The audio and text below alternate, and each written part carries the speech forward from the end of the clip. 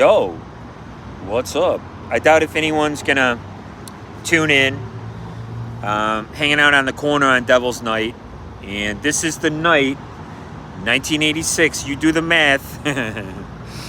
That we recorded "Lick the Boot," and we had enough songs to record an entire album. I don't know why we didn't. Like I said, I don't know why we didn't record an entire album. I think it was because of the money. We didn't have any money when we recorded "Lick the Boot" in Detroit tonight, however many years ago in 1986, right? We had the songs, but we didn't have the money to record them. And the newest song was "Collision Course," and that's the best song. I'm not going to use the other two songs in "Linoleum Blown Apart." In case you don't know, I've known since I was 8 years old that I was going to live in Los Angeles and be writing a television program based on music. Okay? I always knew this. Hey, how's it going? I always knew it. And that's what I'm doing now. Like I said, come hell or high water, that is what I'm doing. I had to get off Facebook.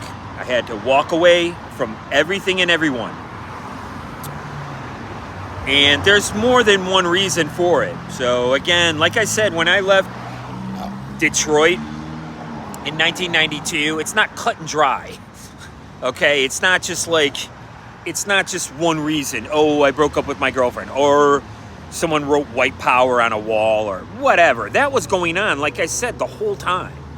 Ever since the Geraldo skin started, ever since that episode of Geraldo, all the racial stuff got stepped up. I am living effing proof of that. That's what I'm giving you. I'm giving you guys empirical evidence. And again, you know, it doesn't matter. It's not going to matter until 66 years in the future, right? That's when it's going to matter. It's going to matter in the future. That's why they actually, all these hackers, they're allowing you to giddy up through the wild, wild west. Because you're all being tracked and traced as well. In addition, also to, okay? Yeah. You guys are being tracked and traced as well. They don't think they are. What do you think they're doing? I was just hacked. Not really hacked, but they come in, they mess with you. Because I use the public Wi-Fi, and that's how they're coming in. But when what was I doing? I don't know if I was recording my show or playing it back. Yeah, no, I was uploading it. And again, they were using the algorithm, but they can't use it as strong. Okay? So it's on a much weaker level, and I'm always very conscientious about the apps that I put on my phone. Just as conscientious about my hair. I don't know. It's like, just one of those things, I guess. See, I still didn't shave. Tomorrow's a shave day. Today's Sunday. Like I said, in 1986, we put out "Lick the Boot," and we only had enough money for 3 songs. I'm quite convinced. We had 7 more songs. We should have put out an entire album. That was around the time I sliced up my arms. So it's in the record in Michigan that I have an attempted suicide. It's not. I had to gain control of my band because everything was out of control. It was around the time we played the Ice Pick. You understand? So this has nothing to do with me. So cut to whatever years later. Shut up. 30 years later, my wife is running suicide ops on me. She's going around telling me some guy at work is committing suicide. Then when we go down to Florida, I got more people always mentioning suicide. And they were doing it here when I first moved here as well. They've backed off. They backed way off. I've been here almost a year, guys. So I don't really give a fuck what somebody thinks, says, feels, or does. Like I said, they were just in my shit. He was just in my shit. Doing what? Making a dick joke. Again, it doesn't bother me. I don't really care. And again, like I said earlier, they're watching my videos without it showing that they're watching them. I don't care. Because if I got 4,000 people watching my video, I get $20 next month. When I was a production assistant, I had to wait 2 weeks for a check. It was brutal. When I was a production assistant in New York, my pager was going off. I was turning down jobs. That's how much they needed production assistants there. Oh, sorry.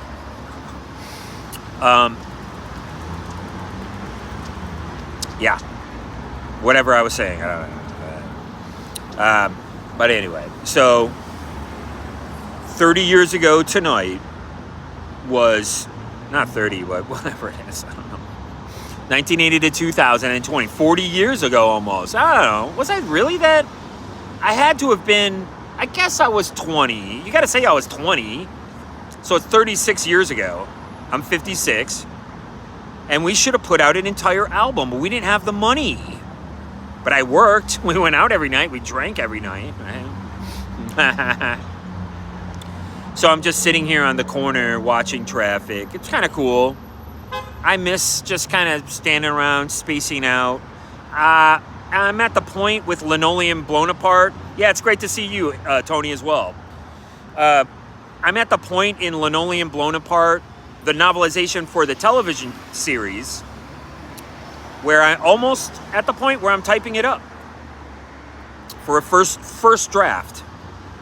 But the writing will be in second to third drafts. But it'll be the first draft of the whole thing. Yeah. That's it. Oh, it was really funny. Like, you know me, I got a gift of gab. And I go in, and I'm trying to get some play from the ladies. Go F yourself.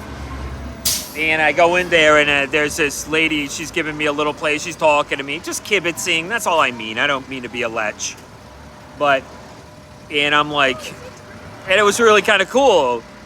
And then I realize it's 9 a.m, and she's buying a bottle of wine. She's there to get wine.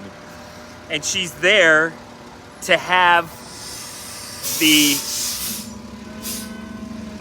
the guy behind the counter hide it in a bag. Because she doesn't want to be seen carrying wine home.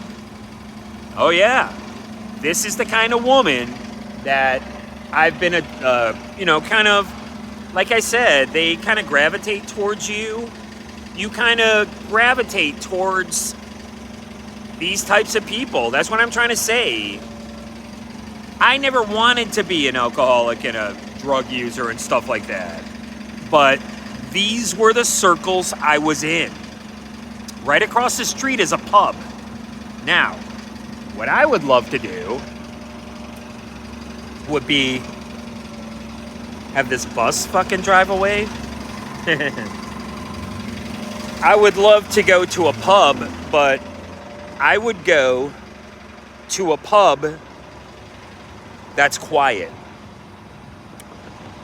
This thing, it's a sports bar. That's what people don't understand. There's no such thing as a pub anymore. They're effing sports bars. And they have, oh, by the way, I wanted to see that Jake Paul. I knew he was going to win. He's going up against a 47-year-old, bro. Come on, man. That's why the Hemingway Challenge is fucking hilarious. Because it's all guys our age. Like, I'm the same age as Louis C.K., the Rogans. I guess just Joe Rogan. I don't think he would be able to do it. He's way too fit, right?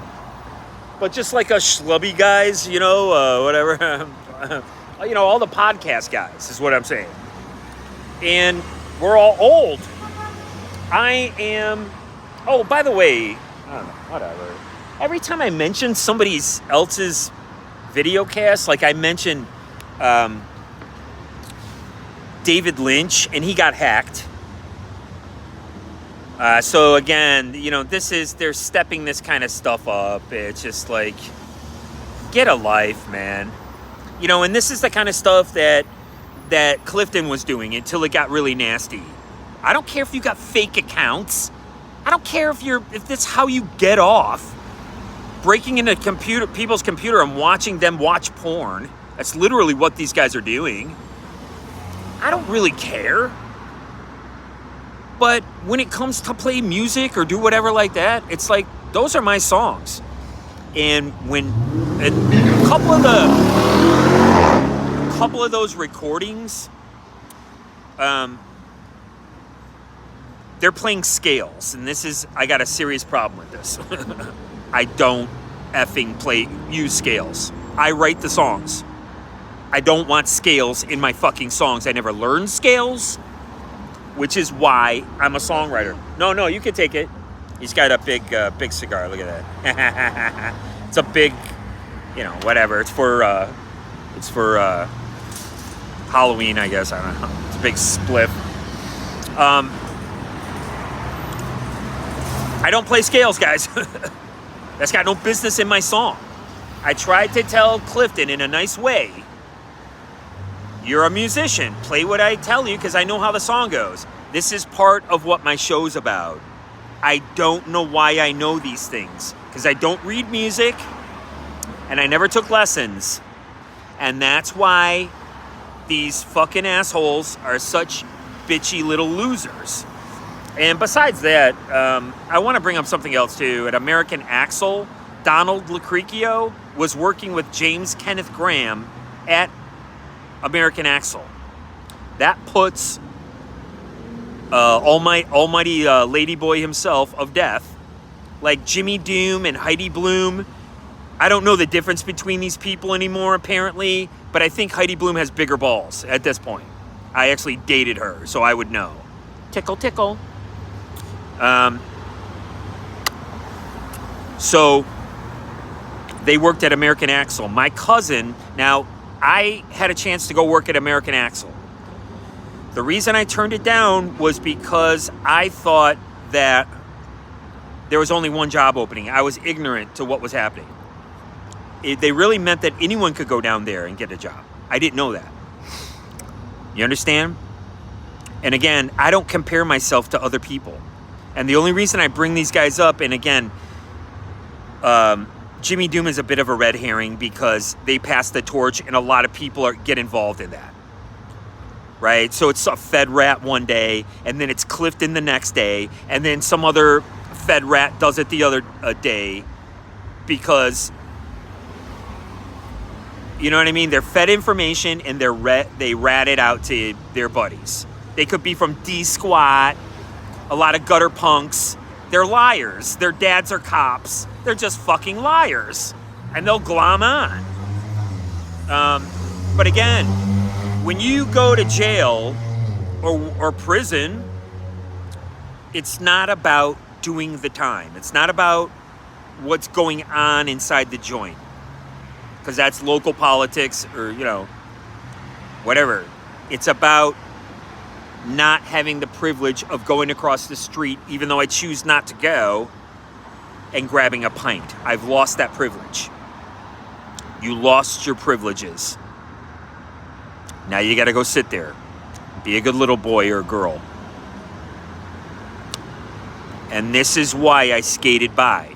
And this is why I took the bait. People think I only really committed a few crimes in my life. Very few. And they were all misdemeanors. But a lot, like I said, a lot of stuff that I did, I had to go through the setup because I needed stories. And I know people say, well, that's why you write fiction, because fiction's really blah, blah, blah, blah. Well, whatever. You have to go out and live a fucking life first. That's why I don't sit at home and I don't understand what all this praise for some of these people. When I was in Detroit, there was no Orbit magazine. The fuck are you? It didn't even exist. I didn't even know what it was. We were reading zines because we were into punk rock, like Maximum Rock and Roll and Flipside. Those were the only two zines I knew, and whatever Metro Times Weekly, whatever. I didn't even know what Orbit was. I'm not a suburban kid. I was more of an urban kid. We were downtown Detroit. This is suburban people going down there to gentrify along with the other people. So if you've got black gang members outside of Jason Clifton's show with all these, that's where they were playing that fucking rap core. Like, I don't know what kind of music came into style in the year, like, whatever. I don't know, like after, like 1994? I don't know. Like I said, I was listening to jazz. And then in Vegas, I got into like TKO, I got into Hellcat. That's when I realized that those guys were around. I didn't know that they were around. I didn't know anything about fucking Green Day or Rancid. I didn't know one thing about them. Never heard of them. I think I heard of Rancid when I went to New York City. That was it. Like I said, I wasn't going to CBGB's. That place was fucking over, bro. Unless you were there to see a major band who was already established. And for most of the major bands, you know, as far as like, you know, Ramones, Talking Heads, they were gone. They were long gone. They were playing bigger venues. They were playing theater venues. So, anyways, I'm just trying out the live thing on my phone. Just trying it out. Thank you very much for watching my show. What I'm doing is I'm developing the show that you're watching now, and I'll try to stop talking like a condescending asshole and just talk like a regular asshole. I'm trying to develop the show that you're watching. See, it's like New York in the 90s. Everybody lays on their horn and nobody lets you use their shitter. So I'm developing the show that you're watching now. And I'm writing Linoleum Blown Apart, which is a television show. And I am at the point where I can type up a first draft. And that's it.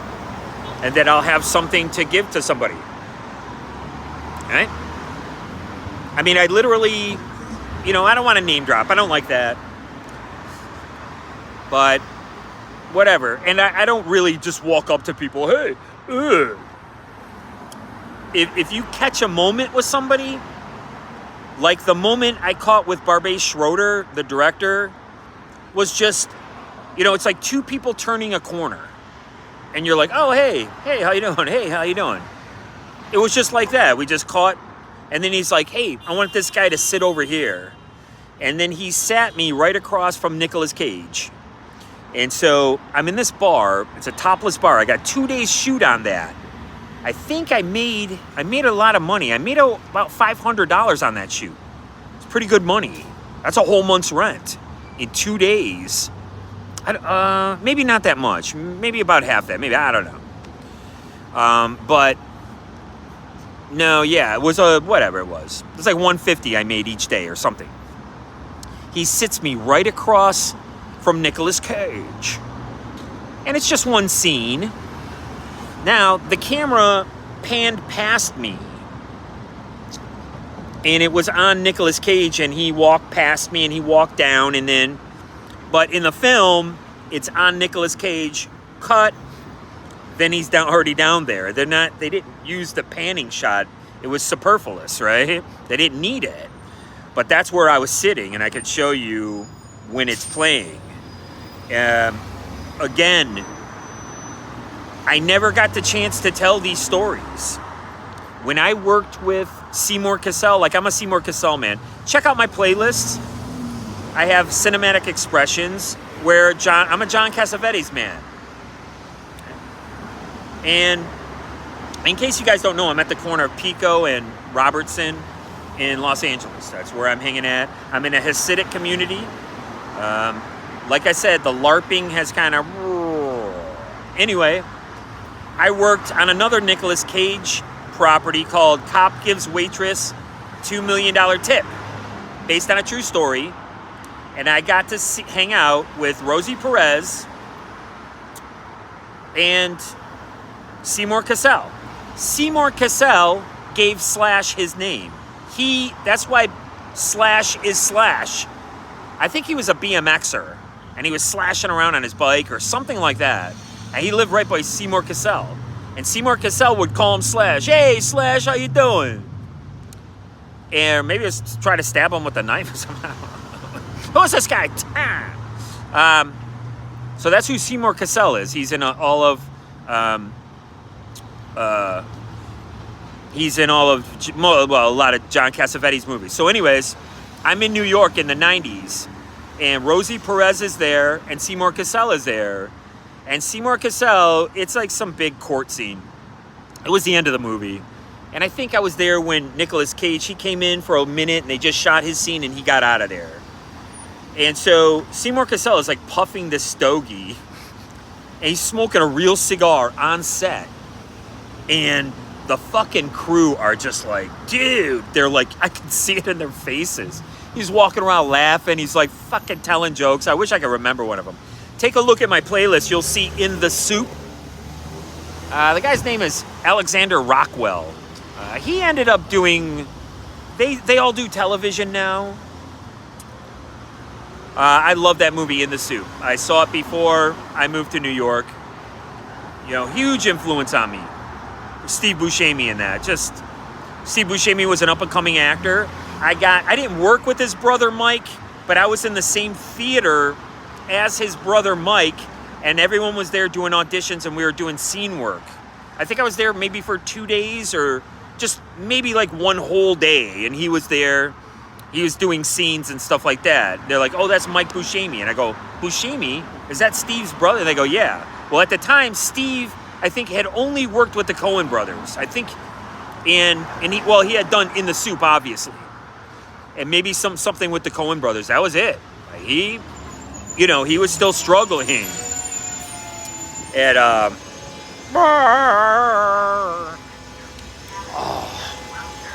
Devil's Night. Yeah, right? So if I had a chance to do all this stuff over again, when I started the Grievance Committee, it wasn't my band. You have to recognize that. It was everybody's band. I don't know if you remember, Steve wanted to do a song called Roadkill. I wasn't the singer. People don't understand that because Tim King is the fucking singer of Heresy.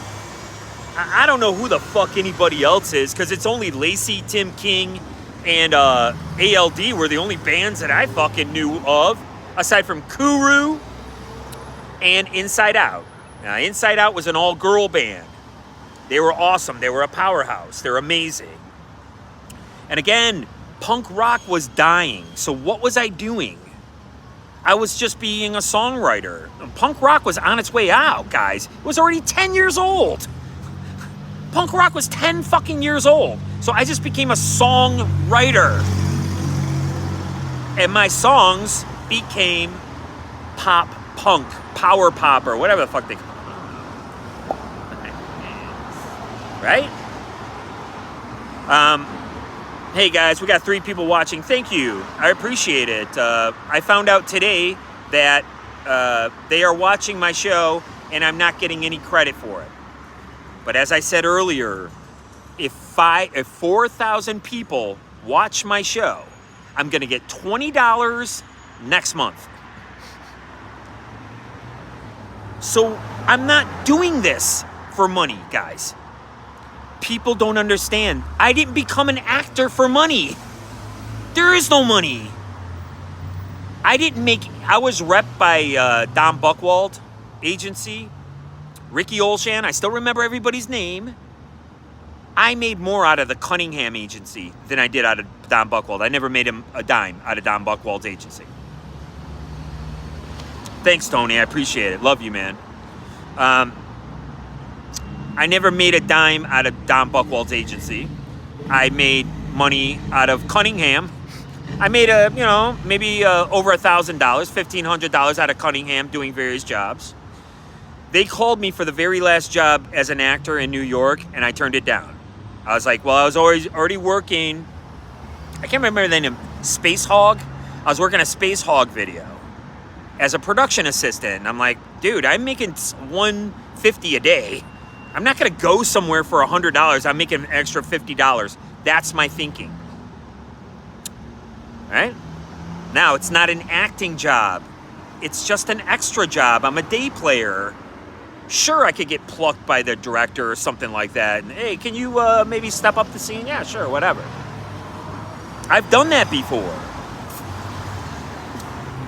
But in the grand scheme of things, I needed to learn behind the camera too. And like I said, I was going to camera service center and blah, blah, blah. And that all led me here. Well, people don't understand that. And I'm very sorry. And you can all go fuck yourself now. After what happened, 2022, F you. That's all I have to say. Now, if we come around the corner, you're going one way, I'm going the other, and I see you, I recognize you, I'll nod and I'll say hello, but I'm not going to give you 1 second of my fucking time ever again. I'm doubling down on that. I'll let you guys go, too. I love you, my watchers and stuff like that, but I'm interested in new friendships. I'm interested in maybe starting my own family. Like I said, it's never too late for me. In my property, I always put a half-brother who has older siblings that's born out of wedlock. Okay, this goes back to mythology. You always have that, the bastard son.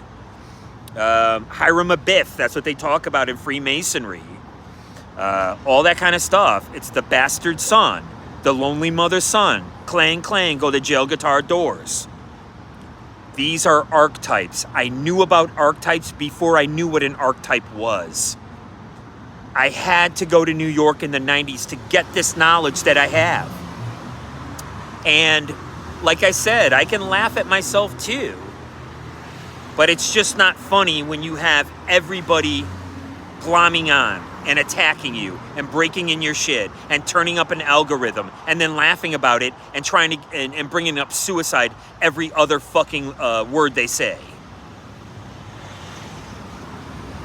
And if you're telling me that your social condition using people in the government and gang members, you can all go fuck yourself. I'll go climb to a goddamn top of a mountain, grow my fucking beard out. Fuck you. I'm not going to put up with it anymore. And like I said, I was using the free Wi-Fi over here. I really don't even need Wi-Fi. But I had to give my brain a break. Why? Because I read all goddamn week and I write. That's what I do. So we're almost at the half an hour mark. That's what I'm doing. So what I'm doing is I'm developing this half an hour show. And I'm showing you my stamina. I can do this every day. Eventually, slowly, you'll see, probably too slowly to build an audience, but I'm going to try. I'm going to do the best I can, because I always have. Didn't matter if I was fucking drinking. I still did the best I could. I'm going to develop this show that you're watching in addition to writing a show. You understand?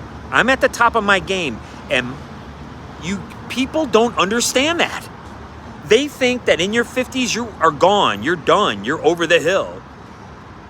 From my 55 to 65, I'm going to do more in these next 10 years than I did with the slope-shouldered manatee of a fuddy-duddy obsequious Philistine of a cream puff. So thank you very much for watching my show. I appreciate it. Now I got to go.